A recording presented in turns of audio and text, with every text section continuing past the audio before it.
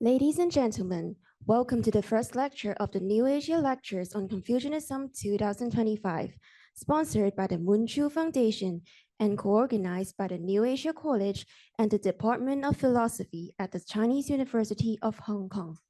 Today's speaker is Professor Paul Goldin, currently the Professor and Chair at Department of East Asian Languages and Civilizations, University of Pennsylvania. His lecture topic is the early textual basis of the Confucian doctrine of the Uncrowned King, suwang, and it will be delivered in English. After the lecture, you are invited to scan the QR code on the back of the lecture booklet to fill out an online feedback form and share your thoughts on today's event. The lecture will begin shortly. Let us now hand over the time to the moderator, Professor Chung Yi Cheng, from the Department of Philosophy at the Chinese University of Hong Kong. Please welcome Professor Cheng. Okay, college students, ladies and gentlemen, good afternoon, and welcome to the first lecture of the New Asia Lectures on Confucianism 2025.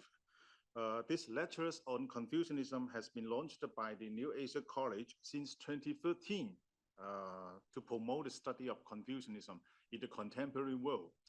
So this year, we are pleased and honored to have Professor Paul Goldin serve as the speaker of these lectures. And Professor Goldin is a professor and chair of the Department of East Asian Languages and Civilizations at the University of Pennsylvania. So Professor Goldin's primary area of research is ancient Chinese history and philosophy, spanning from the Bronze Age to late antiquity, with an interdisciplinary approach that incorporates archaeology, art history, linguistics, literature, and religion. He had published quite a few books here, just to name a few. The Worlds of Classical Chinese Aesthetics, The Art of Chinese Philosophy, 8 Classical Texts and How to Read Them, After Confucius, Studies in Early Chinese Philosophy, The Culture of Sex in Ancient China, and Rituals of the Way, The Philosophy of Shenji.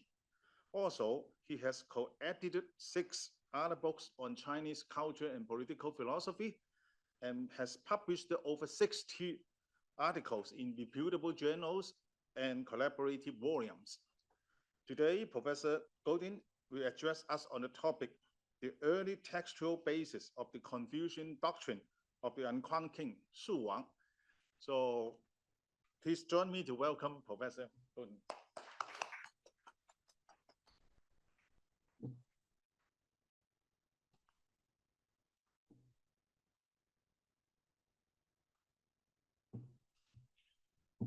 Thank you for that very kind introduction. When I was planning the 3 lectures for this series, I thought it would make sense for today's lecture to be the narrowest, and then tomorrow's lecture a little broader, and then Saturday's lecture to be the broadest.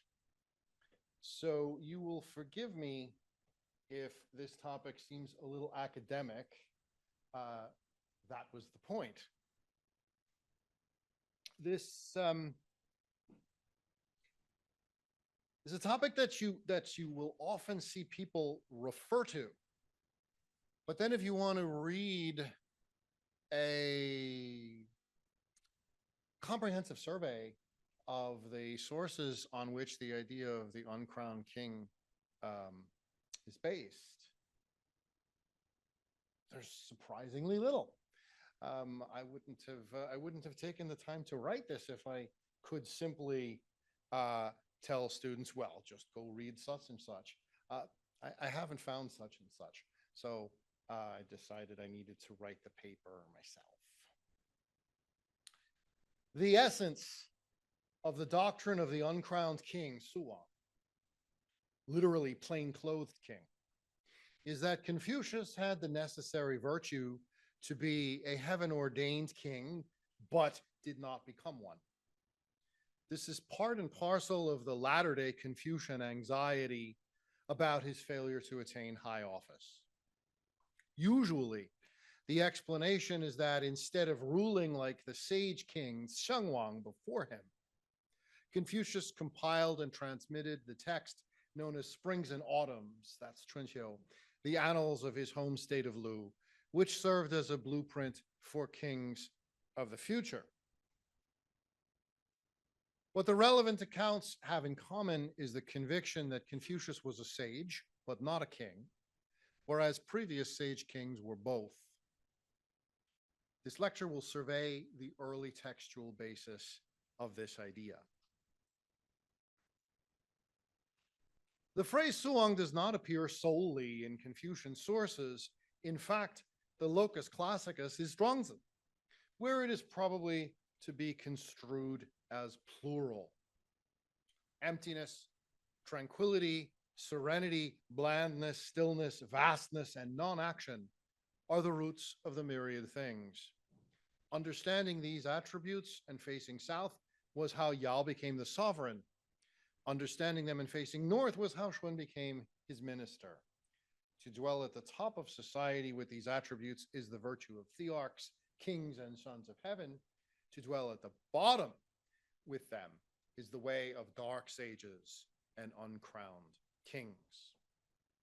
Here, dark sages and uncrowned kings are people who possess sufficient virtue to be heaven-ordained kings, but have chosen to dwell anonymously at the bottom of the social pyramid. Perhaps the unstated rationale is that political engagement leads to humiliation and death, as elsewhere in Zhuangzi. The earliest extant use of suwang in connection with Confucius is Huainanzi, which I've interpreted in a prior publication as a backhanded compliment. Confucius was a great teacher, indeed an uncrowned king, but it would be a mistake to base one's political ideology on his philosophy. The first indisputably approbative use of suwang in connection with Confucius comes in an essay by Dong Zhongshu. The doctrine of the uncrowned king is often identified with Dong's school of exegesis called Gongyang. We'll refer to this later. But previous scholarship has not always appreciated the role of Mencius in propagating it. The congruence should not be surprising, as there are philosophical similarities between Mencius and the Gongyang commentary in other areas. Mencius does not use the term suwang, but advances the basic propositions that Confucius was a sage and should have been a king. In Mencius 2a2, Confucius is portrayed as a sage who did not dare to call himself one. Three other passages stand out. One is 3b9, which asserts that Confucius created zuo, the springs and autumns. The age was decadent, and the way atrophied. Heterodox teachings and brutal conduct arose. There were cases of ministers who committed regicide and sons who committed parricide. Confucius was fearful and created the springs and autumns. Springs and autumns contains matters relating to the Son of Heaven. For this reason, Confucius said, "If there are those who know me, will it not be because of the springs and autumns? If there are those who indict me, will it not be because of the springs and autumns?" These lines have received renewed attention in recent years because this might be the only Warring States source that ascribes springs and autumns to Confucius. That is, if we accept the traditional date of Mencius. Most modern scholars reject the notion that Confucius had a hand in composing or editing springs and autumns. Hence, Mencius 3b9 is sometimes oppugned as an interpolation, if not evidence that Mencius in its entirety has to be regarded as a later text than historians have supposed. It seems significant that no extant Han Dynasty text refers to this passage. My purpose here is not to pin down the date, since I do not think this is possible with our current knowledge, but to focus on the implicit representation of Confucius. The key is that Springs and autumns was commonly recognized as a canon, that's jing in Chinese, literally the warp of a warp-weighted loom. For example, when Xunzi stresses reciting the canons, Yongjing, as the first step in a lifelong process of learning, the last title in the list is Springs and Autumns. And what is a canon? A book by a sage for the benefit of posterity, no more and no less. Thus, ancient readers would have surmised that Confucius is being presented in Mencius 3b9 as a sage. Accordingly, the early commentator Zhao Qi interpreted the passage as saying that the text of Springs and Autumns, quote, lays out the methods of the uncrowned king, unquote, by which he meant that Confucius was a sage who did not become a king, but handed down a scriptural legacy for kings. The verb zuo is ambiguous. Literally, it means to rise, to stand up, or here causatively to raise, to cause to stand. It is often translated as to create, another attribute of sages. But what would creation mean in this context? Did Confucius compose the text ex nihilo, or did he merely arrange pre-existing material? But in that case, to what extent can the Springs and Autumns be considered his work? Often, he is said to have relied on extant records, but moralized the diction so as to convey praise and blame. Time precludes a review of the diverse scholastic opinions, but it is worth noting that in taking responsibility for the Springs and Autumns, remember the quote, "If there are those who indict me, will it not be because of the Springs and Autumns?" The figure of Confucius claims some aspects of authorship in a modern sense. Another passage relevant to the uncrowned king doctrine is Mencius 7b38, the last section in the received text. It was impossible to get both the Chinese and the English on a single slide, or else you all would have needed binoculars. So I had to split it into 2 slides. I apologize. Mencius said, from Yao to Shun to Tang, the founder of the Shang dynasty, there were slightly more than 500 years. Those like Yu and Gao Yao, who were coevals of Yao and Shun, knew of them by having seen them. Those like Tang, who lived long afterwards, knew of them by having heard of them.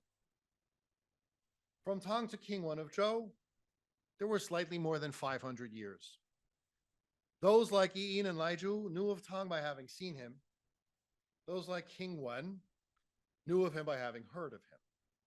From King Wen to Confucius, there were slightly more than 500 years. Those like Lord Tai of Qi and Sun Yisheng knew of King Wen by having seen him. Those like Confucius knew of him by having heard of him. From Confucius to today, there have been a little more than 100 years. We are not distant in time from the sage's generation and exceedingly close to his residence. Yet if there is no one who has heard of him, then indeed there is no one. Because the regular interval between sage kings was thought to be slightly more than 500 years, Confucius lived at exactly the right time to be the next one after King Wen. The reasons for the 500-year cycle are not elucidated anywhere in the Mencius. Scholars today associate it with planetary gatherings that take place at roughly 500-year intervals. But lest there be any doubt about the implication, the passage refers to Confucius straightforwardly as Shengren. The 500-year cycle appears in Mencius 2b13 as well. Every 500 years, a true king is supposed to arise. Within the same interval, there are supposed to be people famous in their era. It has been more than 700 years since King Wen of Zhou. By the 500-year sequence, we have already passed the time when a sage should arrive. And if we consider the needs of the present time, it would be opportune for a sage to arrive. Heaven does not yet wish to bring peace and order to the world. The true king, Wangzhe, in Mencian philosophy, is not some strong man who simply declares himself king. The true king is a sage whom heaven has appointed to rule because of his outstanding virtue. Even without 7b38 to guide us, we would have to suspect that Confucius was supposed to be a sage king, since he was born roughly 500 years after King Wen. What 2b13 adds is an answer to the obvious and uncomfortable question: why did Confucius not become a king if he was supposed to be one? Heaven did not will it. Mencius provides no clarification, let alone consolation. For whatever reason, heaven must not yet want us to enjoy peace and order. What Mencius merely adumbrates, other classical texts assert more explicitly. As mentioned above, the doctrine of the uncrowned king is commonly associated with the Gongyang tradition. The very last entry in the Gongyang commentary is the most important.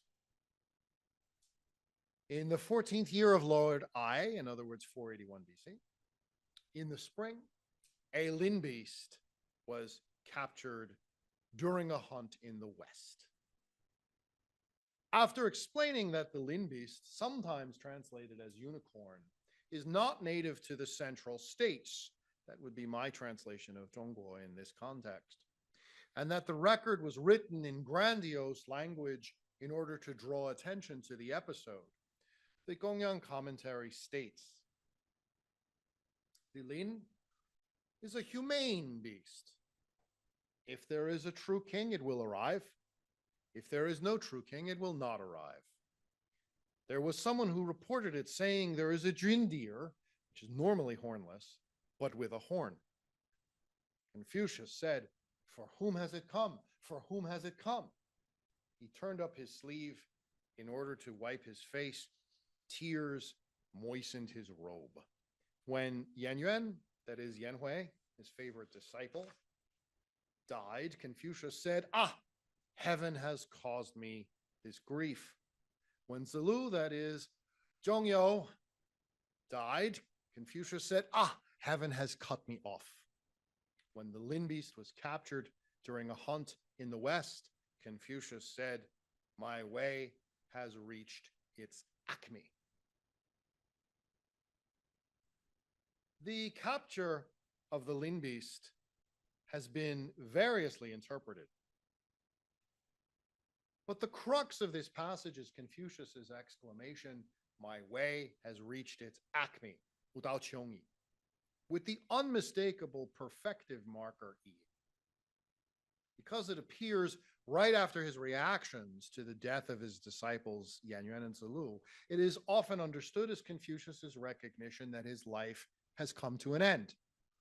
Later versions add the detail, not present in the narration in the Gongyang commentary, that the lin died after it was caught. Not a good sign for Confucius. But this despairing interpretation would be inadequate. First, Confucius did not die for another 2 years. I'll return to this point presently. More importantly, the classical definition of xiong is not to reach the end, but to reach the acme, 极也. The edamon is to culminate, to realize fully. Gongyang exegetes interpreted the lin beast as the harbinger of a sage, and Confucius's highly emotional response as an indication that he knows it was sent for him. As soon as he hears the courier announce that the unusual beast is like a jin, but with a horn, Confucius knows that it must be the fabled lin. Both the positive and the negative aspects of the omen are incorporated in the commentary of He Xiu. The lin beast is a sign of the great peace. It corresponds to a sage. At the time the lin beast died when it was caught, this is also an intimation from heaven that of the master's imminent demise. So it's both good and bad at the same time. I'm very interested in the parallel, by the way, with John 19:30.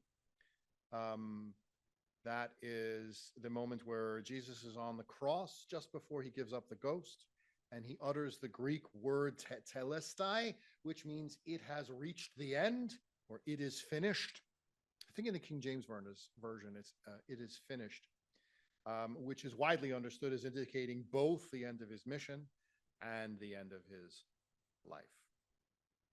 I don't mean to suggest that Jesus was influenced by Gongyang Zhuan.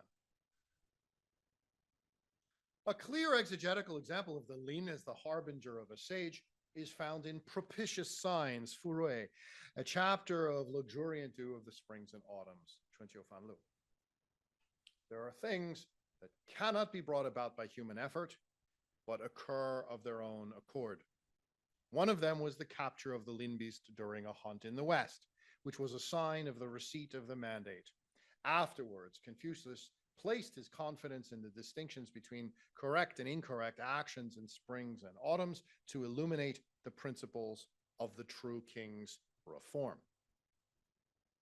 Here too, Confucius does not die immediately after the capture of the Lin beast. Rather, he uses the springs and autumns to illuminate the principles of the true king's reforms. Several other early texts agree that Confucius propagated the springs and autumns after the appearance of the Lin beast.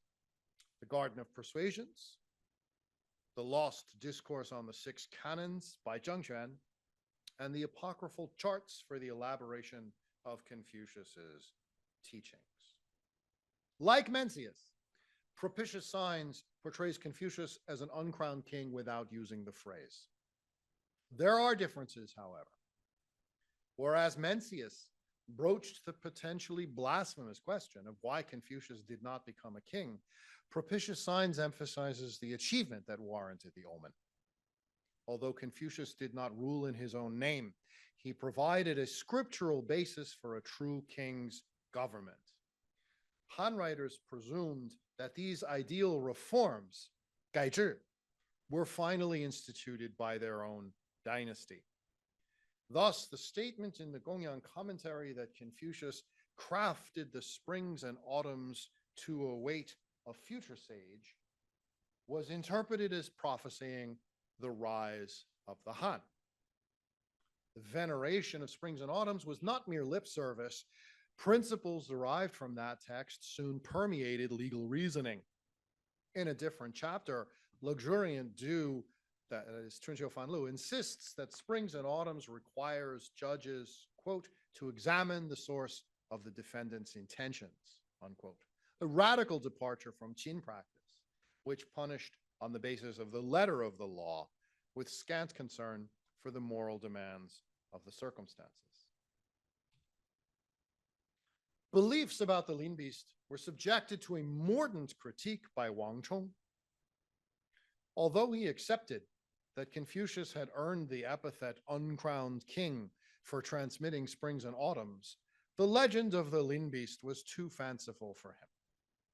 As far as he was concerned, the beast had no supernatural basis whatsoever. And once again, I'm afraid I could not fit both the Chinese and the English on the same slide. The doctrine of the traditionalists is that heaven bestowed the mandate on Confucius through the Lin beast, and that Confucius was a sage who was not a king. The Lin beast, they say, arrives on account of a sage king, but because Confucius did not consider himself a king, and the king of Zhou and the lord of Lu at the time did not possess the requisite virtue to evoke the Lin beast, he wondered at its coming and did not know the reason. Thus he said, "For whom has it come? For whom has it come?" He knew that it had not arrived on account of orderly and peaceful governance. It had arrived because his way had reached its acme. With his aspirations ruptured, his heart was moved, thus tears moistened his lapel. From Confucius's statement, "For whom has it come?" we know that the Lin beast comes on account of a sage king. Now, Wang Chong's response. Against this, I say that this doctrine had already been transmitted by traditionalists before Confucius. He had heard of it, and since such a creature is rarely seen, when he saw the arrival of the Lin beast, he wondered at its coming.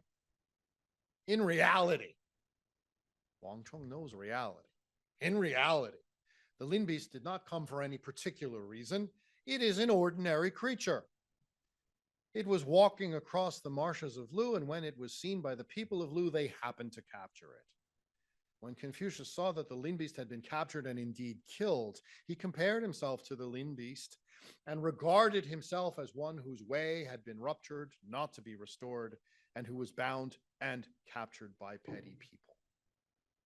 Thus, when Confucius saw the Lin beast, he wept because it had been apprehended and killed, not because there was a particular reason for its coming.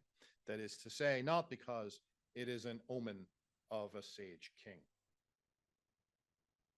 The phrase, a sage who is not a king, Huang Zhisheng, must have recalled suwang for most classical readers. Wang Chong's position is that credulous traditionalists, misinterpreted the capture of the Lin beast. He does not doubt the record itself, but finds the most mundane possible explanation for each detail. Confucius wept not because he wondered why an omen of a sage king should have appeared in his lifetime, but because he compared himself to the Lin beast and regarded its capture and death at the hands of ignorant commoners as depressingly parallel to his own. Nor does Wang Chong perceive any ambiguity in the word qiong. To him, the exclamation, "My way has reached its acme," means no more than that Confucius thought he was about to die with his aspirations unfulfilled. And in Wang Chong's view, Confucius was right, for the Lin beast does not come on account of a sage king. It was simply an animal rarely seen in Lu. When traditionalists preach that the Lin beast signified the bestowal of heaven's mandate, they are departing from reality, 实者. The roots of the idea of the uncrowned king are so murky that this brief survey has examined most of the extant early sources. Not until the Han Dynasty is the phrase unambiguously associated with Confucius, and it seems to have gained currency in lockstep with the new tenet that Confucius produced the springs and autumns. As the doctrine of the uncrowned king became intertwined with the legitimacy of the Han Dynasty, its survival was assured. Just as Yu founded the Xia Dynasty, Tang the Shang Dynasty, and King Wen the Zhou Dynasty, now the Han could claim, at least metaphorically, its own sage founder, and perhaps the greatest one of all. This maneuver also succeeded in casting the Qin Dynasty as aberrant, for it was now the only recorded dynasty without a sage founder. Little wonder that it fell so quickly. Thank you.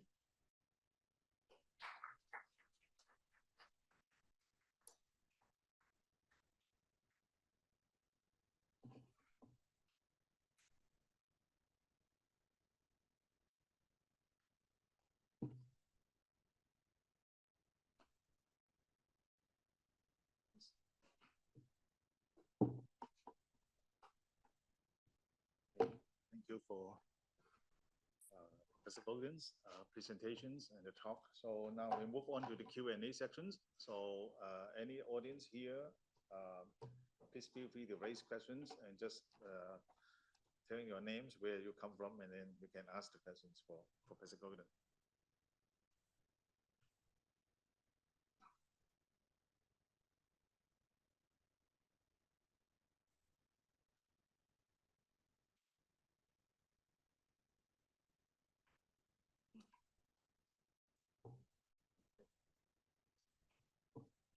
Always a bad sign when there are no questions.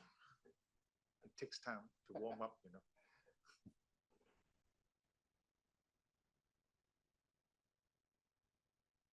Okay, Chancellor. Let me ask the first question.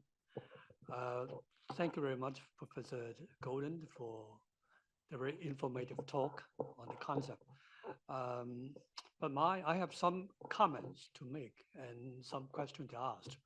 But my question and comments might bring the discussion to somewhere right outside of your scope, of the scope of your lecture. I hope you won't mind. The first comment I would like to make is that the suwang, the concept or the term, is not necessarily a Confucian term. Right? I think you agree, right? As you have quoted from Zhuangzi, right? The terms appears in the first time of its history. Maybe I should say it. The earliest extant text in which the term is found is in the Zhuangzi. So it might be a concept of Taoist origin. That is my first comment. And the question I would like to ask is that the term, as you have adopted, the translation you have adopted, uncrowned king, but of course is a legitimate, translation. Since the concept has been used, at least ever since the term is found in the Zhuangzi, in the sense that it means kings occupied no throne, despite all the desirable virtues they possess. But would it be possible that the concept itself actually, or at least initially, if not originally, that means that the very virtue of the kings, instead of, the focus is not on the fact that the kings being deprived of the worldly position they deserve, but on the very quality of the king. Suwang, rather than translated as uncrowned king, simply can be translated as kings who practice the way of supreme frugality, which has nothing to do whether he has the position or not. The reason why I entertain this conjecture is that even though you can, if you read the Siji, Sima Qian Siji, in Ying Ben Ji, he recorded that Yi Ying, the prime minister, the Yi Ying, at the time when he accepted the invitation that he would serve as the prime minister of the King Tang, the Shang dynasty, he talked to King Shang about the anecdotes of Suwang and the night, the Jiuzhu, Suwang and Jiuzhu, without further elaborating what suwang actually mean. And if you, I think it's very interesting that Sima Zheng, the Tang interpreter of the Shiji, one of the major interpreters of the grand history, he just simply interpreted the term as suwang as kings in the ancient past who practiced the way of frugality or supreme frugality. He didn't mention that the suwang has anything to do with the fact that it is deprived of what he is entitled to, the position, the worldly position. So I just wonder whether you would have any response to these questions.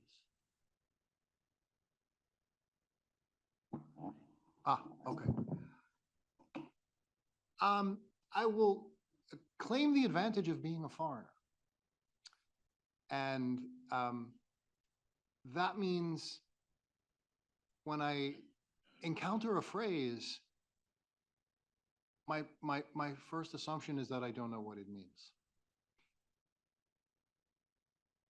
The meaning of suwang clearly depends on the context in which it's used.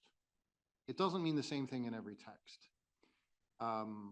For your example of living frugally and so on, that would not be a plausible or persuasive gloss of suwang in the Gongyang tradition. When they refer to Confucius as a suwang, they're not talking about the fact that he lived frugally. Now, I quite agree that it's not exclusively a Confucian term. Pinning down the very first use of the term is difficult because we don't possess every text that ever existed. And even when texts survive, we don't have the wherewithal to date them precisely. So it may well be that the Tiandao chapter of Zhuangzi is the oldest extant text that uses the phrase suwang. But that doesn't mean it's really the first one that used it. There are similar phrases. Heguanzi uses the phrase suwang instead of suwang. And the idea is similar. In Heguanzi, suwang are people who have all of the characteristics that they would need to become an emperor, but don't or haven't become one. Another thing that's interesting is that after this term suwang becomes associated intimately with Confucius, it seems to lose in the history of usage. It seems to lose all of these other applications. So Jia Yi uses it, not necessarily with reference to Confucius. In Zhuangzi, it's clearly not referring to Confucius. I think you agree. In the passage in Shiji that you were talking about. But then by the time Deng Zhoushu's discourse and that of the Gongyang partisans becomes dominant, it's hard to find suwang in any connection except the notion that Confucius was a sage who should have become a king. The last two comments I would make are that I cannot presume to read Sima Zhen's mind. I don't know what he was thinking, but it's plausible to me that he was saying in that context in Shiji, suwang doesn't mean what readers by the Tang Dynasty would have assumed it meant, namely a reference to Confucius as the sage who did not become a king, but something more generic, like a king who lived frugally, or somebody with the talent and achievements worthy of a king, but chooses to live frugally. That would be in line with Zhuangzi. And then my last comment is that I do believe Mengzi is a truly pre-Han text. I know there are people who don't. Some of my colleagues think Mengzi is a Han Dynasty text, and that doesn't make sense to me. I really think it is an ancient text. So the ideas that went into this doctrine were in place before the word itself. Mengzi doesn't use the term suwang.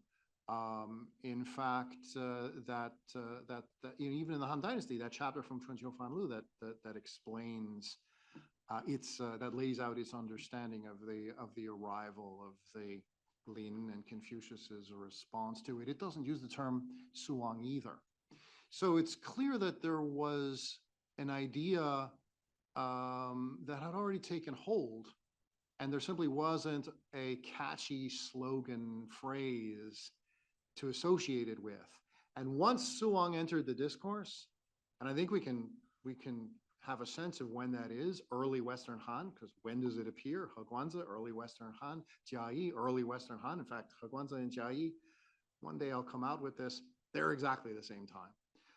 Once that word appeared and gained currency in the intellectual discourse, it was like a magnetic attraction. So that's the word we're going to use to explain this idea that I think had been in place for at least a century already. I have no objection that the term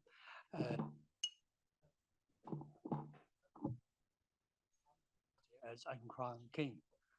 And I also agree that the terms refer specifically to Confucius, especially in the Han Dynasty.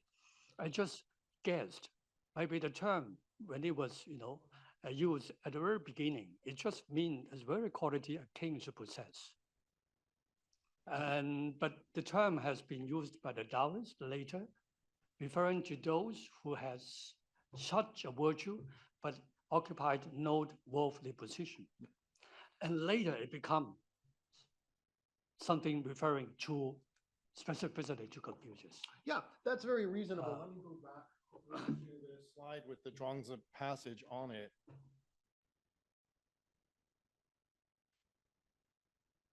At the very beginning, the other translation of suwang that I suggested was plain-clothed king for su. I mean, su is plain cloth. I don't know that it means plain-clothed king, but to me, it sounds like it's on the right track, because a king who's dressed in plain clothes is indistinguishable. You have no way of knowing that that person is a king. How do you know who's the king? The king wears the right garments. The king wears the right crown, which only the king is allowed to wear. So here, xuan sheng suwang, at the end, I think the idea is xuan sheng. They're dark because, you know, you could be standing right in front of a xuan sheng and have no idea that this person is a sheng, because that person has done everything possible to blend in, not stand out. And suwang, I think, is something similar. As you're saying, somebody with the requisite attributes to become a king, but blends in, precisely so that nobody will recognize him. Now, I'll grant that that interpretation of mine is influenced by other chapters in Zhuangzi, such as Ranglong, where the problem that people like this run into is that they are identified. And once they're identified, everybody tries to turn them into a king and make their placid, blissful life a living hell, because the last thing they want to become is a king. Like one in Ranglong, there's an episode where one of the princes of Yue is being chased into they have to smoke him out of a cave because they want him to become the next thing, a king, and he doesn't want to be. He would rather lead this kind of life. So the way to avoid the disaster of being forced to become a king is to make yourself indistinguishable from anybody else, and then people won't identify you and chase you and insist on making you a king. I freely concede that that's not exactly in Tiandao itself.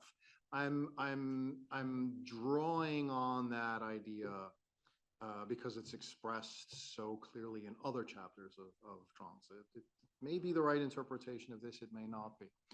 But that's why I think plain-clothed king is a plausible interpretation here. And you know, I have no objection to Sima Zhen's gloss that you quoted. You know, somebody who lives frugally, somebody who lives humbly. It's the same idea. Somebody who doesn't draw attention to himself, because the last thing he wants is for everyone in society to recognize him as a king.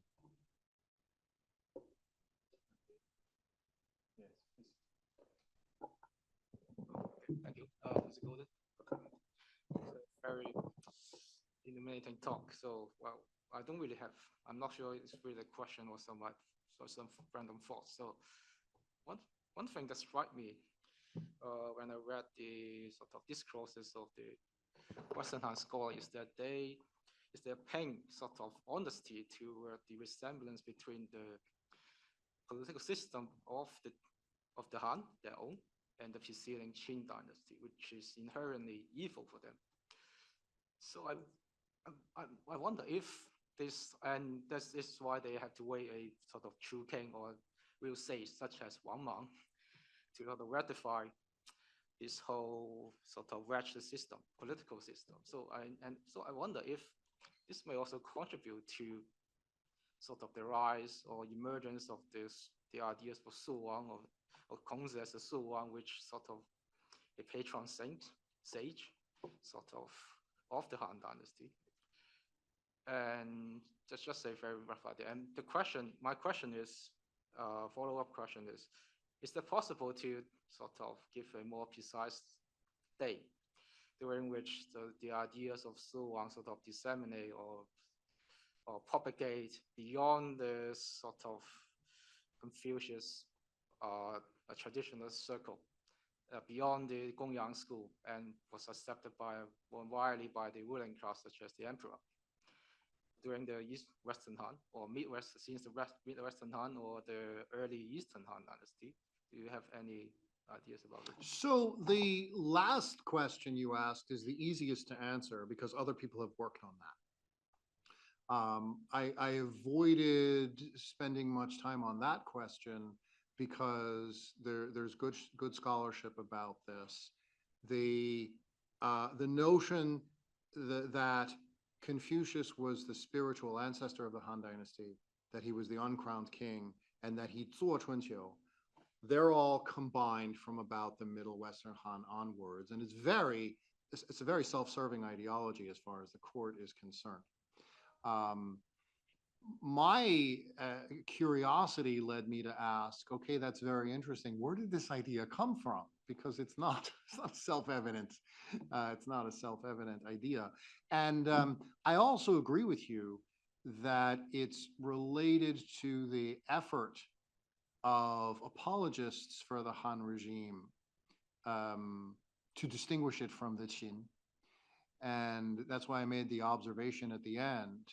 If you find a new sage king for the Han Dynasty in the person of Confucius, then there's only one dynasty that doesn't have a sage founder, and that's the Qin. That can't be an accident. This is a way of casting the Han as a kind of moral restoration. We had a sage king at the beginning of the Xia, we had a sage king at the beginning of the Shang, we had a sage king at the beginning of the Zhou, and then something went awry.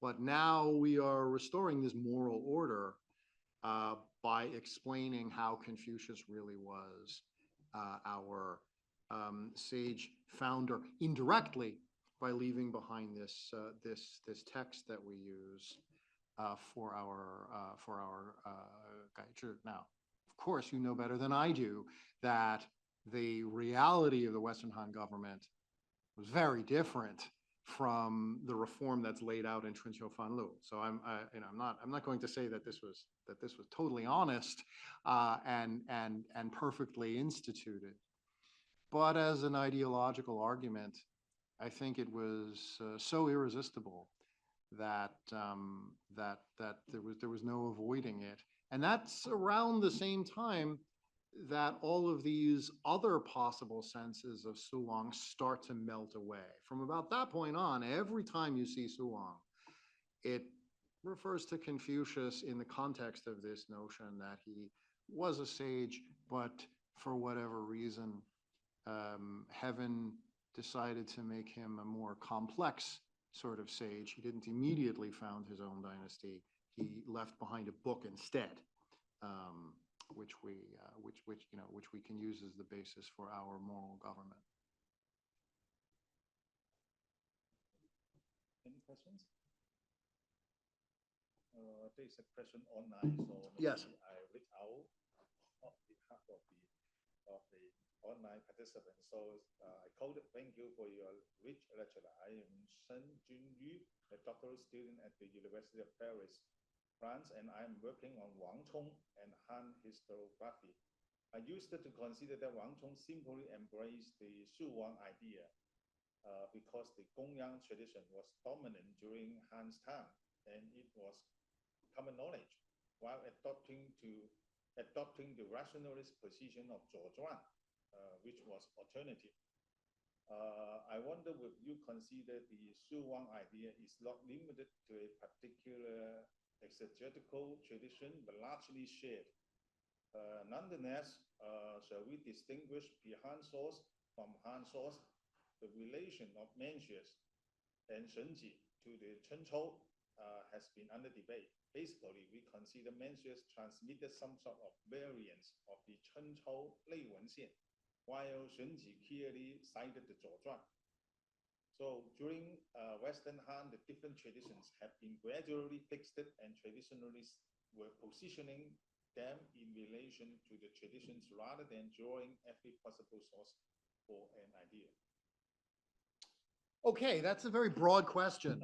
The first thing I'll say is that I'll be in Paris next month, and I look forward to meeting you because I'm also somewhat puzzled by Wang Chong's inconsistent use of certain keywords, including suwang and indeed rule. In many chapters, rule for Wang Chong means Confucius or followers of Confucians. But in this one, it's clear that it has to mean something other than that because he states that, where is this? 前孔子之时，师儒以传子说. So there were Ru even before Confucius. So it can't mean Confucians. That's why I use the translation traditionalists for this particular passage. And traditionalist for Ru is a defensible translation. But the problem is that it seems to conflict with the way Wang Chong uses the word Ru in other chapters. Now, I'm not the only person who's noticed this. People have observed that Wang Chong's usage of the term Ru is somewhat inconsistent. And his use of suwang is also interesting. Wang Chong does use the term suwang and does accept the idea that Confucius composed Springs and Autumns. But look at what this passage says. It doesn't say 孔子 suwang. It says 孔子不忘之生也, which sounds like a way of avoiding the term suwang. Why not just say 孔子 suwang ye? Instead, there's this marked paraphrastic construction, 孔子不忘之生也, a sage who did not rule, a sage who was not a king. It has to be wang, it has to be a verb.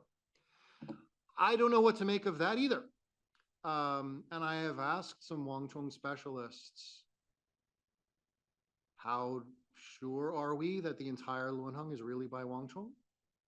Or did Wang Chong's usage of certain keywords and perspective on certain epistemological problems change over the course of his lifetime, so that when we read chapters of the book, we get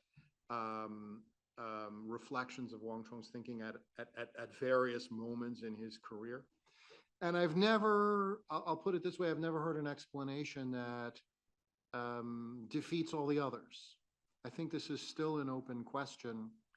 You know, I don't know what to make of it.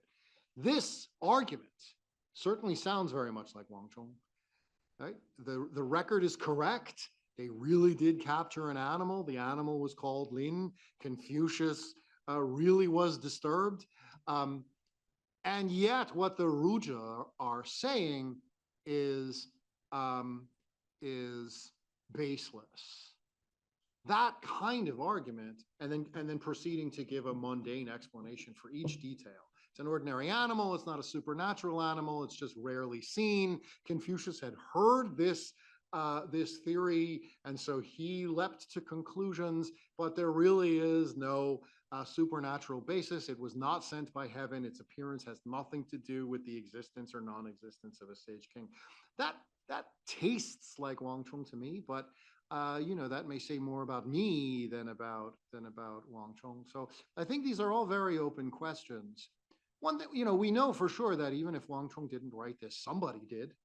And so it means that there were people who harbored doubts about the whole theory, whether it was Wang Chong or somebody else. Somebody wrote this, somebody preserved it. We have the literati of the 6 dynasties to thank for the preservation and transmission of Luanheng. So this idea, as iconoclastic as it sounds, must have appealed to somebody, or else it would have been suppressed. It would have been destroyed. So you know, I don't have a strong argument against the assumption that Wang Chong wrote this, but I will note some of the strange contradictions between what Wang Chong says about this and indeed what Wang Chong says about Confucius and rule here and in other chapters. As for the variants of the Chunqiu, I don't know that we have enough of a body of quotations from Chunqiu to be able to say with much confidence that this philosopher was quoting this version of Chunqiu and that philosopher was quoting that version of Chunqiu. I mean, the direct quotes that appear in philosophical literature add up to a very small number of graphs.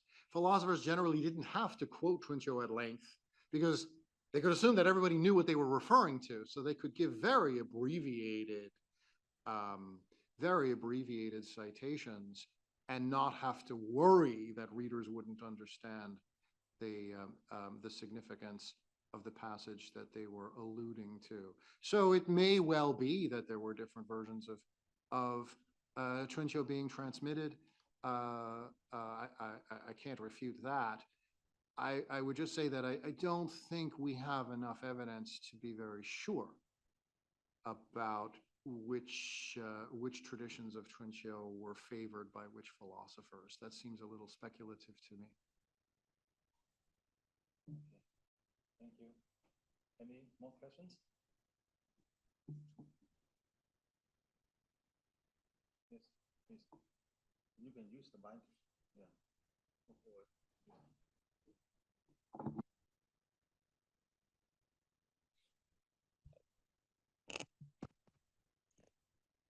Hi, I'm I'm an undergraduate student from HKU, and I have two questions. I think my questions will be relatively superficial, I guess. But I think my first question is that I wish that you could elaborate perhaps on the idea of the acme, because it seems curious to me that first Confucius says that says that 无道穷义, and then he started, as you mentioned, rearranging materials that would later become the Chunqiu. And so my question is, how does the composition of the Chunqiu stand in relation to his Dao? That's the first question. And the second question is that I'm interested in the parallel you mentioned between Confucius and Jesus, because I seem to remember that throughout the Gospels, Jesus make some sentimental exclamations like the one you mentioned, and also at least last moment he said that Father, why have you forsaken me? Something like that. I don't quite remember, but then I think also on the other hand, there are indications throughout the Gospels that Jesus knows that he is kind of fulfilling this mission as the Son of God. And so I was wondering whether this parallel between Confucius and Jesus could really be established, or there are more complicated reasons for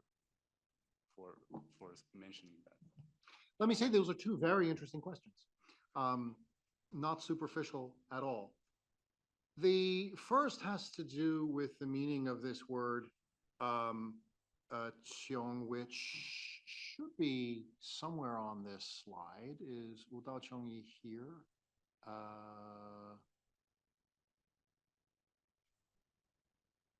Should be. I'm not seeing it.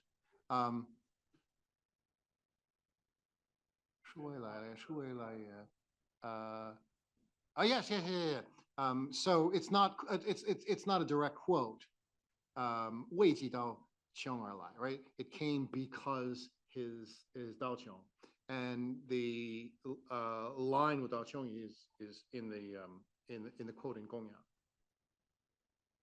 What does the word Qiong mean? It has both positive and negative meanings, and I think it's a mistake to read it either solely positively or solely negatively.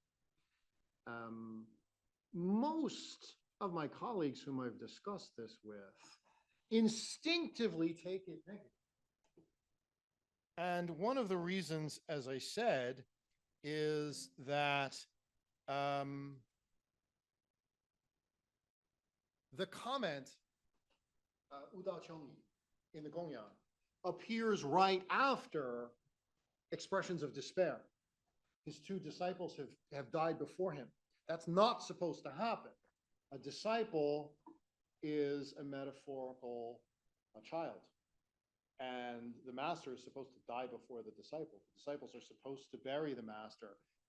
And the paradigmatic case is in Lun, but there are disciples who died before Confucius. And so usually because this statement comes right after these two exclamations, heaven has forsaken me, and so on, it's interpreted negatively. My way has come to an end. Now, I think that's wrong for a couple of reasons. First, if you look up Qiong in Shuowen Jiezi, what's the definition? I mentioned it's ji, hao ji le de ji. That doesn't mean come to an end. That means reach the acme, reach the highest point, reach the peak. So that certainly could include the notion that his way has been come to an end, been fulfilled. But Gongyang commentators shared my own feeling that there's a positive aspect to this too. Namely that his life's work, I hesitate to say the word mission because it sounds a little bit too Christian, but it's something like a notion of a civilizational duty. Confucius is said to have expressed such ideas in Lun Yu when he talks about suwang and so on. He's the bearer of suwang, and so it's both at the same time.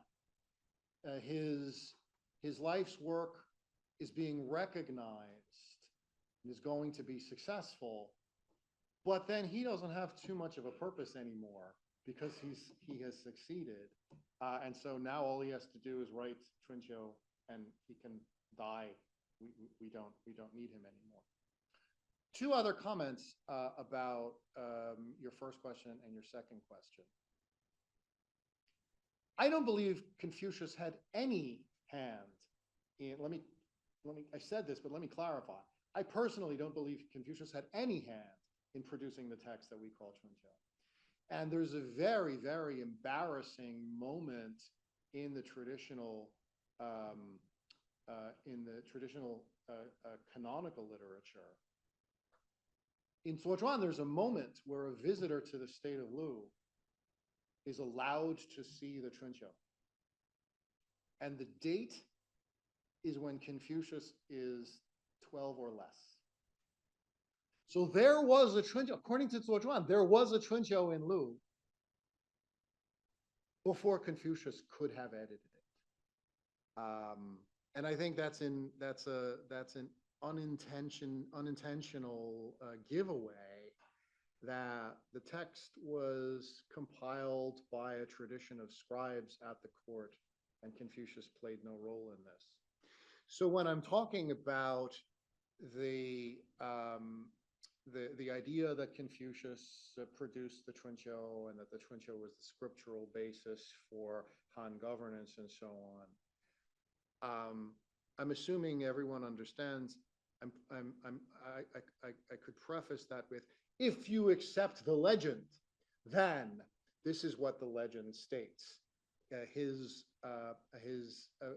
crucial purpose, you could even say his heaven-assigned purpose, was to make sure he wrote that book before he died, because the Han Dynasty would have no foundation if he hadn't lived long enough to produce the book.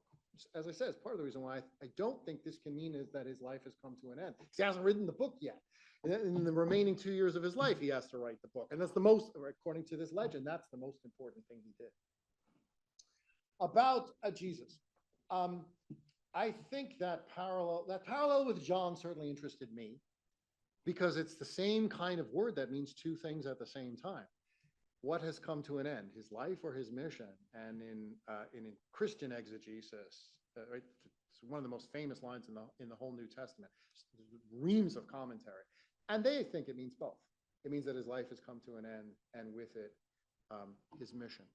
I think the way I would explain this is not by appealing to any particular or special affinity between the figures of Confucius and Jesus, but by observing that this is common among the representation of prophets in world literature. And I'll tell you another example, which I've written about. Probably no one would expect it. Monza believes in a world in which heaven ultimately rewards the good, punishes the bad, but there's some kind of delay because bad people are prospering and good people are suffering. So heaven's justice will eventually arrive, but it hasn't arrived yet. It's clear to me from some of the comments in Monza that Monza regards himself and his disciples as part of the mechanism that heaven uses to enlighten the world and realize its justice.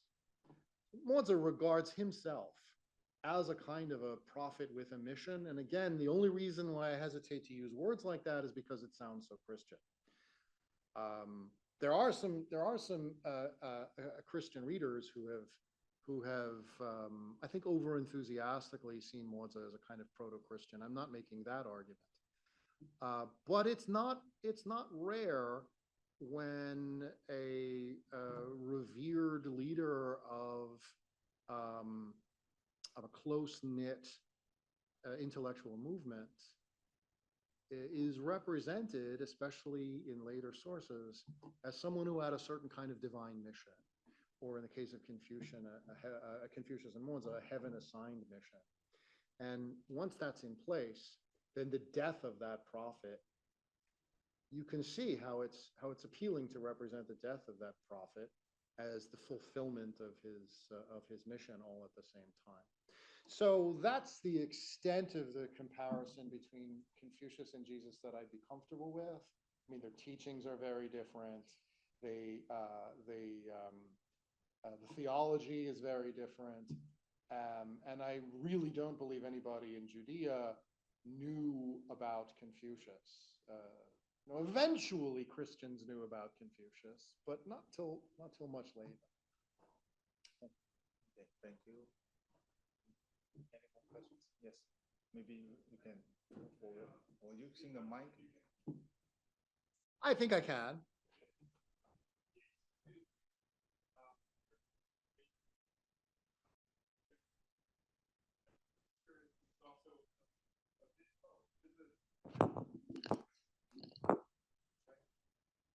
It might be a bit far afield also, but did this concept in post-Han or even Three Kingdoms times get a new life at all, apart from Confucius? Did Taoist groups or others start using it in other forms to refer to recluses or people who should be kings but aren't, beyond just Confucius, or not necessarily? Well, that's a great question. My sense is no.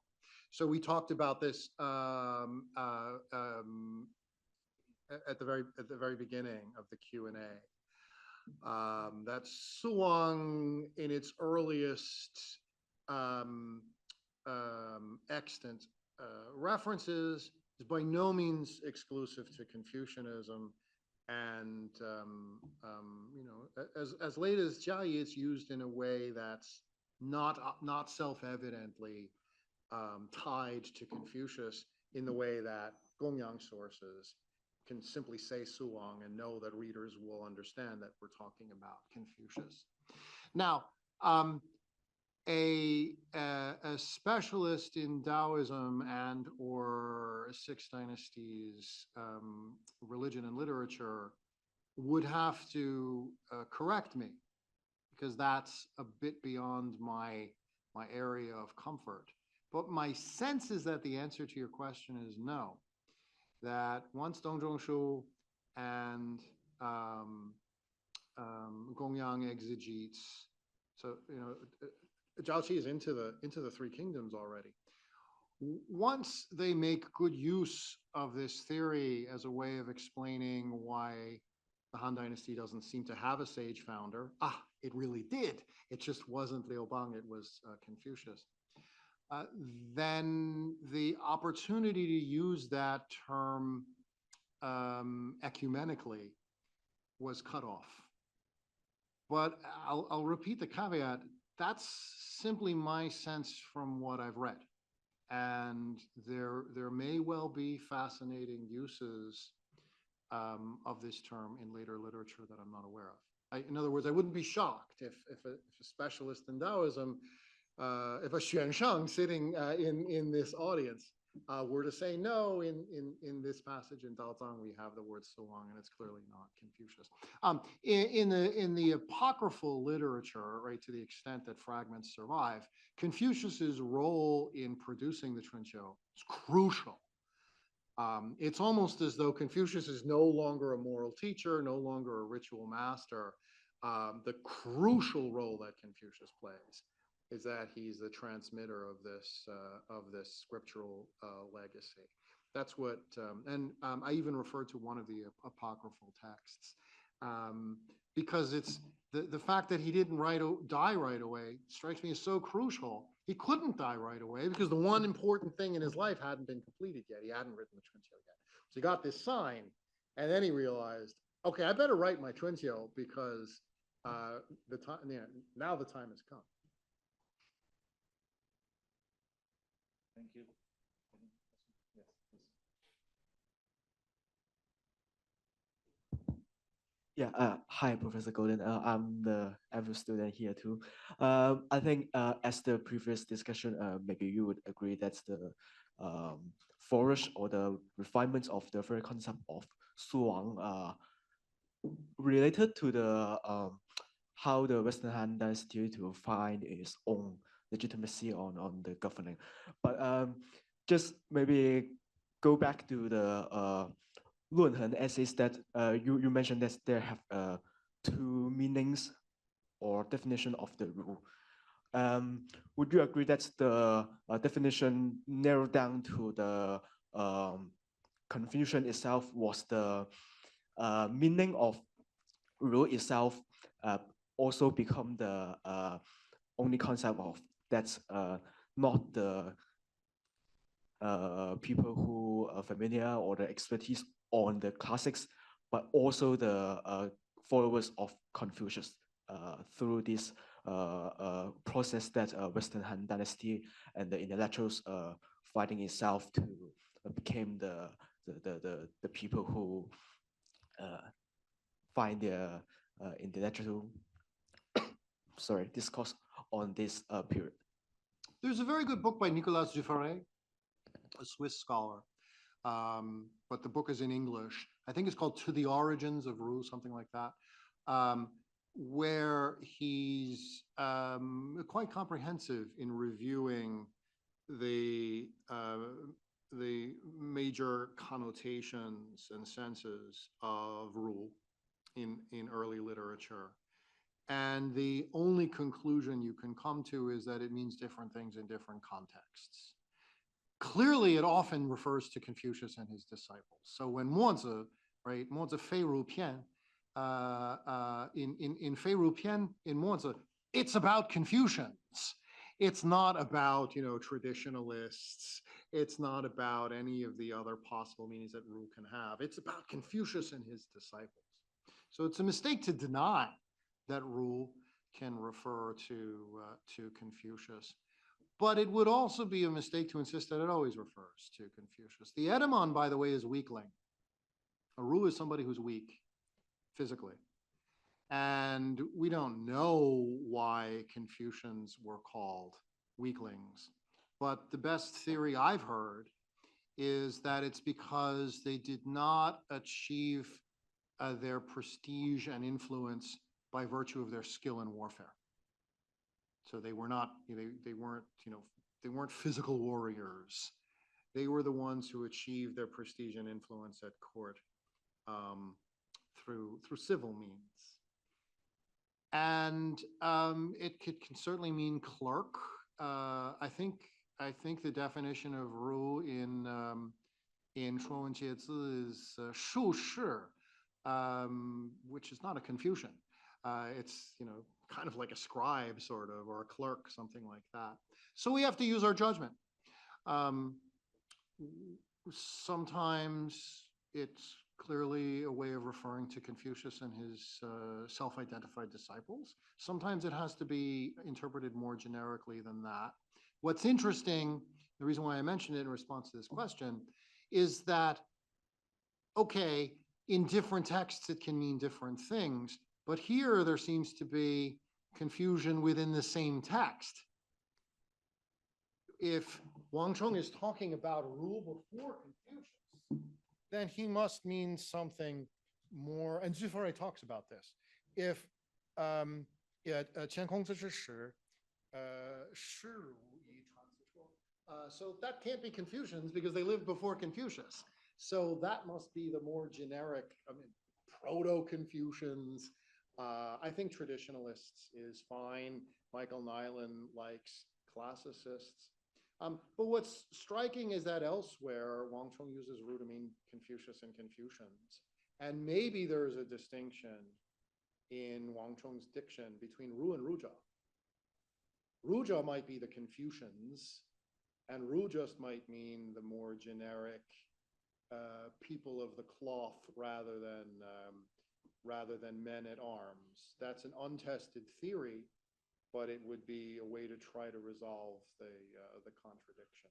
I don't think this is a great philological problem. I think it just means that when we encounter the word rule, we have to be observant of the context and choose the connotation that makes the most sense. It's just striking that within the same book, Lunhe, you find the uses of rule that are not exactly the same. Thank you. Any more questions? Yes, please. Hello. Thank you, Professor Goldin, for the talk.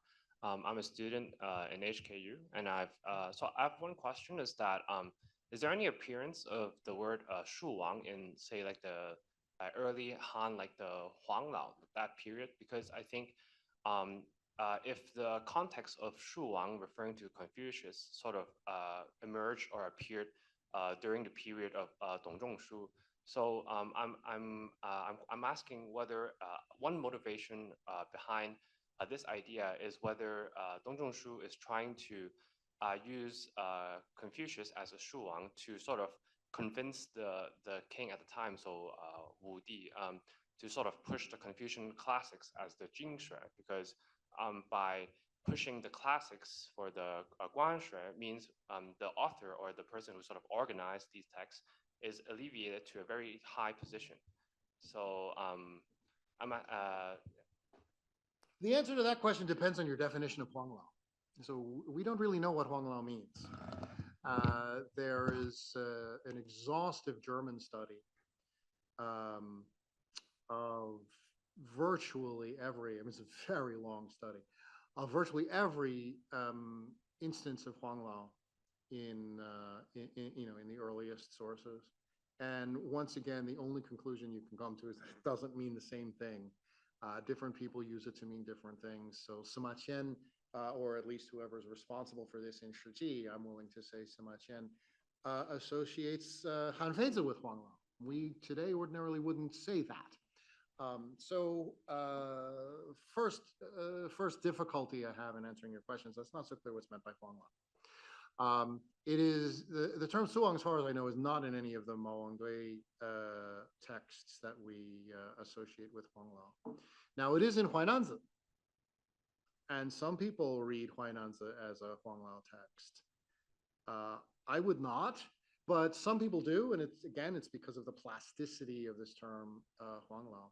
And there it's quite clear, as I said, at the beginning of the paper, suwang refers to Confucius, and it's a backhanded compliment. It's a way of denigrating him. Oh, what a great moral figure. The last thing you want to do is take political advice from someone like that. That's in the 主述 chapter of Huainanzi. And then, as I said, this similar term, suwang, instead of suwang, appears in Heguanzi. Now, is Heguanzi a Huanglao text? There, your case is stronger, because after the discovery of the Maungui manuscripts, a very large number of parallels between Heguanzi and the Maungui sources were discovered, right? For the whole for centuries, nobody understood this because nobody had the Maungui manuscripts available. So they say, oh, Heguanzi is a forgery, right? Couldn't have written this, and so on and so forth. Then soon after the discovery of the Maungui manuscripts, people said, holy Toledo, this text that we've been ignoring for so long has parallels with these manuscripts that are too long and too accurate to be coincidental. So I don't know whether I would say Heguanzi is a Huanglao text or not, but whoever is putting together Heguanzi knows about sources that we call Huanglao intimately. You could quote, even alludes to them verbatim.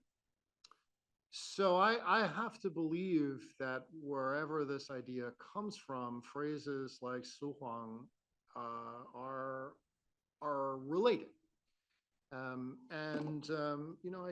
can tell you exactly what it says. Suwang nei di, internally a di, but a plainclothed huang, or an uncrowned huang. It refers in Heguanzi, it's the Wang Fu chapter, the very famous chapter in Heguanzi, the royal battle axe, as someone whose inner power is such that he's sure to become the emperor. So not the emperor yet, but he has he can be described as Suwang nei di, and right, scarcely anybody has that. Somebody who has that is destined to become an emperor. So that's the best way I can answer your question. I think it's fascinating that suwang in Huainanzi is older than the entire Confucian discourse. It makes me think that the Confucian discourse of suwang is older than the texts we have. Because why would Huainanzi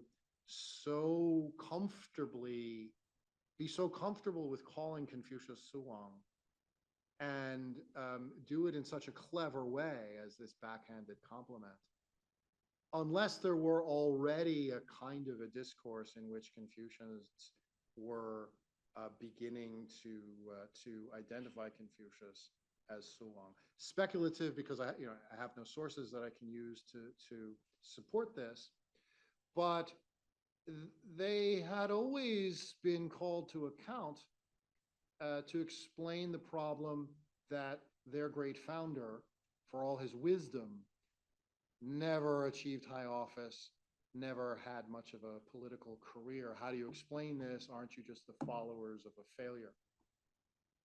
So in addition to the attractiveness, the appeal of this idea to dynastic theorists of the Western Han, it was also appealing to Confucians, who now felt that they could go play offense instead of defense on the question of why their intellectual founder had no worldly career. They were always sort of on the back foot, as the British like to say.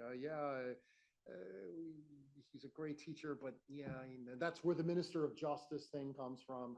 They invented that in order to combat the criticism that Confucius was really just a political loser. Once this idea gained currency, they had the greatest weapon of all. What do you mean he was a political loser? He left behind the document that every future dynasty should use. He had the greatest political career of anyone. And the people who had a more superficially successful political career, they were the losers, because they were the people who were establishing regimes that failed. Any more questions? Yes, the moderator, I have a question. Sure. For the talk. So I think that your talk mainly introduced us the textual basis of the idea of suwang. So you first mentioned the term first appeared in Zhuangzi, Tiandao, and then there's some hints in the manuscripts about Confucius should be the king, even in fact he was not the king. And then move on to the Han scholars proposing the doctrine of suwang in Dongjong Shu and in other different texts.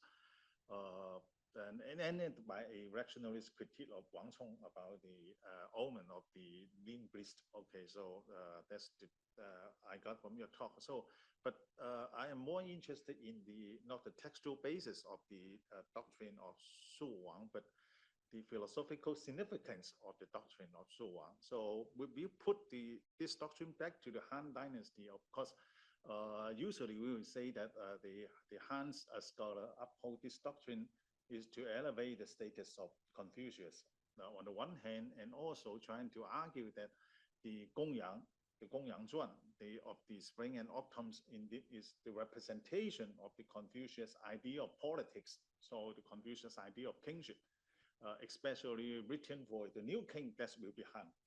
So this is the traditional interpretation, but I think we want to look more deeply into the idea of suwang. That's at least involved four related ideas. The first is sage, Sing. The second is Wang, the king. The third one is sage king, the Sing Wang, and the final one is Suwang, the Uncrowned king. So we will look from this perspective. For example, in the Analects, we find that Confucius there said that I dare to come to be a sage. So from my reading is that from the perspective of Confucius, the sage should be a sage king. So like the Yao and Sun that can realize their yan, their benevolence to many people, but not just teaching the disciples. So he said, of course, he don't have the crown and kingship, so he dared to claim to be a sage. But later in Mencius, there's a very interesting points. On the one hand, Mencius trying to argue that Confucius should be the king, but on the other hand, he said that Confucius is the sage. So it seems there is a separation between the idea of Xingwang becomes sage and king. So there lies the possibility that there will be a stage without the crown. So the Suwang, and then so I want to hear more from you about what we will say about the Suwang, the doctrine, and related to the idea of sage king, the sage king, and the uncrowned king. No, that's very interesting. And the political connotations of Sheng, I think, vary from one source to another.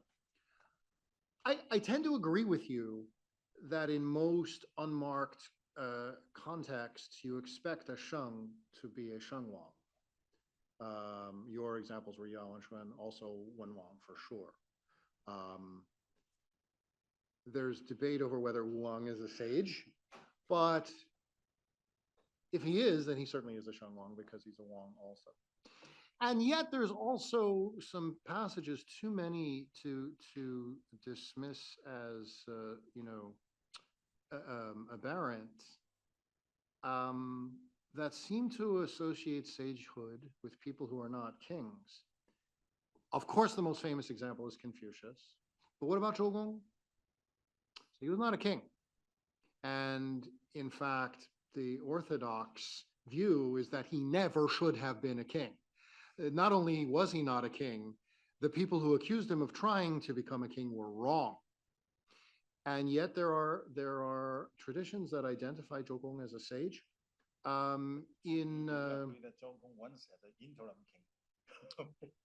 Nobody made a point of saying that he was not the king.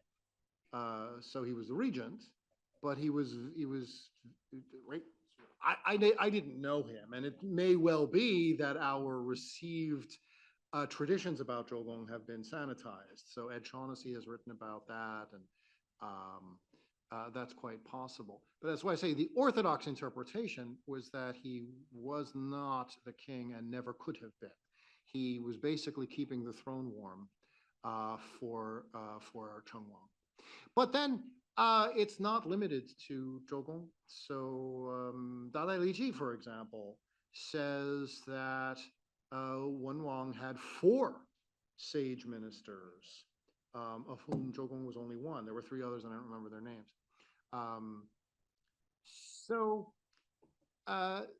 I think I share the sort of assumption that most classical readers would have imagined that a sheng was a shengwang.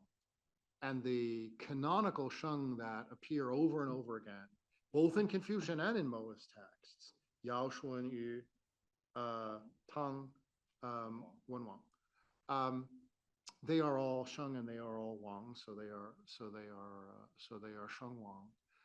But at the same time, there seems to be the idea that a sage king could have sage advisors.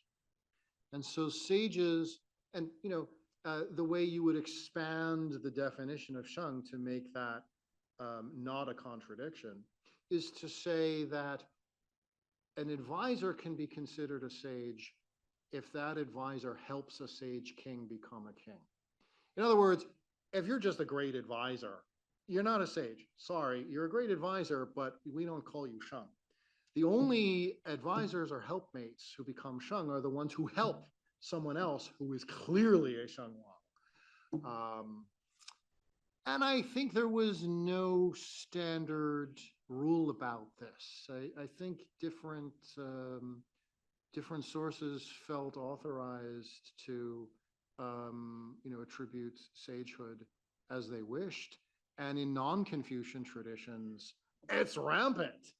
Is Zhuangzi a sage? Is this person a sage? And when Lao Tzu talks about Shengren, which Lao Tzu all the time, not talking about a Confucian style of sage. So I think there was, although I agree with you that the canonical list of sages include people who are sages and kings, and we assume they're sage kings. And when Xunzi talks about shengwang, I think he's talking about those people. But we also have to recognize that other sources felt free to attribute sagehood to people beyond the canonical Yao Shun Yu, Tang, Wenwang. And then after Mengzi, so Mengzi strongly implies that Confucius was a sage. And then, of course, Han Yu implies that Mengzi was a sage. So thereafter, this notion that a sheng has to be a wang was effectively broken.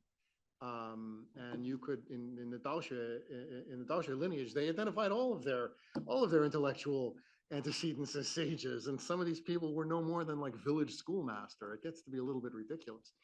So once that idea is broken, that a sheng must be a wang, then you get a proliferation of sages. Then all kinds of people feel authorized to call their favorite historical figures sages.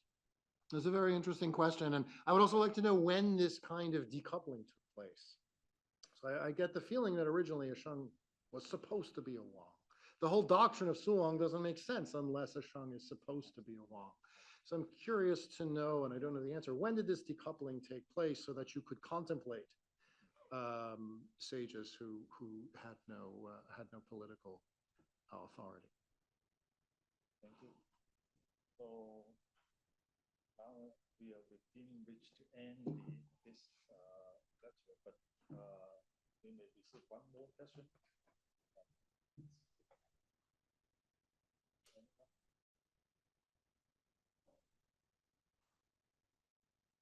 Okay, if not, and then, okay, please.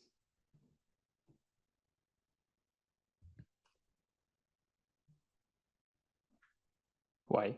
Okay. So thank you, Professor, for your talk. I'm a PhD here. I study Neo-Confucianism, but I didn't study a lot about the Han Confucianism. And the question in my mind was that, are there any internal contradictions between the concepts of suwang and also the stress of the appearance of lean beasts in the Han Confucians? Well, because generally speaking, when we say suwang, it is Confucius is the one that who has the virtue of king, but he does not have the positions. Well, to me, it already implies that the problem of fate is not a very essential elements that contribute to someone becomes a king. And on the other hand, I think that there's stress on the appearance of Lin, and also the king is in some way to also to associate the appearance of a Wang, and also a necessity of fate that the Wang will come. So the question may not be very clear, but for me is that it seems to me there is an internal contradiction between in the Han Confucian when they stress when they contribute the concept of suwang, and also the stress on the coming of suwang and the coming of the lindis, just because of the problem of fate.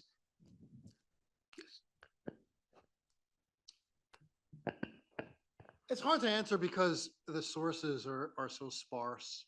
So, you people who study Neo-Confucianism are so blessed because, you have letters with precise dates. You have diaries. You have an abundance of sources. It's enviable for people like me who have a tiny fraction of the sources that you have. And so we have to be commensurately cautious about attributing ideas to this or that strand within the Confucian tradition. It seems to me that the association of suwang with the appearance of the lin is a gongyang thing. And you could be a Han Confucian without being a gongyang Han Confucian. So I wouldn't insist on the idea that every Han Confucian thought that Confucius was a suwang because of the story of the lin. And I would appeal to Mengzi. Now, bearing in mind that Mengzi doesn't use the term suwang, every other aspect of the theory is in there. There should be a sage every 500 years. Confucius lived 500 years after Wang. Confucius had all of the attributes that a sage should have. That's very clear in other aspects of Mengzi. And yet Confucius did not become a king. Why? We don't know why, but for some reason heaven didn't want it.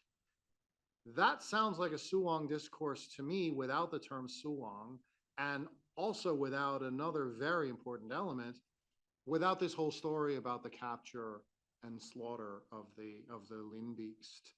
So I think it's a special gongyang sort of association, that Confucius is the suwang, and the way we know that is because the lin was the omen that came from heaven. Well, I think we should end the lecture here, and please join me, of course. Thank you. Thank you very much for all of your participation. So, thank you. Tomorrow will be much less narrow, and Saturday will be extremely broad. Okay.